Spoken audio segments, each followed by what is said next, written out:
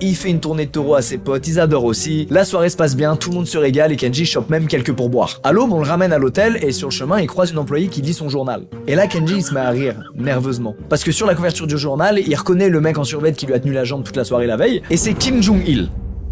Directement. Alors à l'époque c'est pas encore le boss du pays mais c'est le fils du dictateur en place. Que se serait-il passé si Kim Jong-il n'avait pas aimé le taureau? Kenji arrive à son hôtel, il rentre dans sa chambre et il trouve une enveloppe contenant 500 $ et une invitation à revenir préparer des sushis le lendemain. Le taureau il a vraiment plus à voir, en même temps c'est délicieux. Et c'est donc comme ça que Kenji va peu à peu fricoter avec un turbo dictateur. On se parle d'un gars terrible, hein, accusé d'avoir fait kidnapper des gens à l'étranger, d'avoir commandité des attaques, des assassinats. Mais à ce moment-là, encore une fois, Kenji tout ça il se rend pas trop compte quoi. Lui il vient juste d'accomplir sa première mission, il sait que ça peut être dangereux de frustrer le mec, mais il se renseigne pas plus que ça quoi, il veut juste faire son taf, il le fait bien et voilà. Mais c'est là où il fait une grosse erreur, parce qu'à cause de ses méconnaissances, il va faire une grosse connerie. Un soir il prépare des sushis pour une soirée et Kim il va lui balancer